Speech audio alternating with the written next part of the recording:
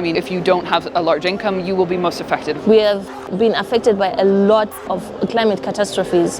This is leading to dry spells and droughts. It's affecting food security. It's increasing numbers of floods or extreme weather conditions. Migration is causing poverty, it's causing insecurity.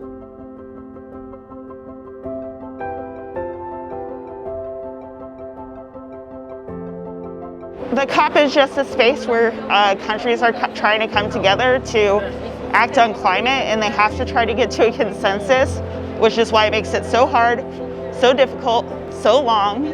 And then you have the other side, which is a bunch of side events that community members and governments and people in civil society are able to put together to showcase best practices, talk about challenges, and help to reconnect us with the climate change work that we're doing on the ground in our communities back at home. It's the one place that the world comes together to negotiate what are the commitments that we're all individually doing and what can we do doing going forward. So it's the kind of, it's a summit. It's the tip of the iceberg when the world's coming together to determine that future. It is about the state of the planet. It is about tackling climate justice.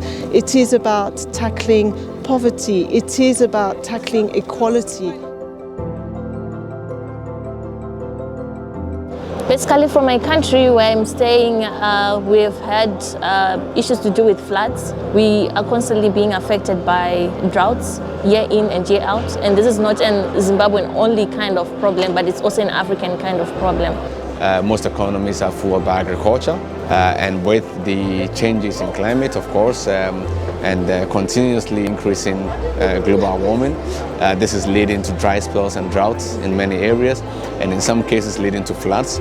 Within many countries in Africa, what will happen is that the progress that we've made on development on the region is going to reverse. It's affecting food security in terms of droughts and desertification, affecting crop yield. It's affecting insecurity. It's affecting a lot of sectors, affecting education really.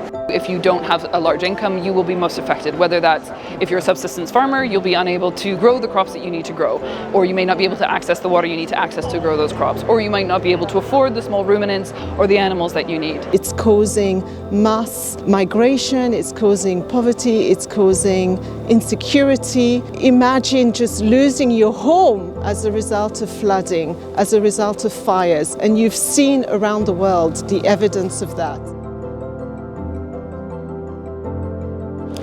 We are really excited that COP is coming home. The African story will be shared better. We have been affected by a lot of climate catastrophes, and I feel like having COP coming to Africa, this is an opportunity for investors to at least support the African continent. This is an opportunity for climate finance to flow within the continent so that the continent can actually adapt and create resilient communities. If we're serious, as a global community, we're serious about addressing these challenges, we have to base these events in those places where the challenges are.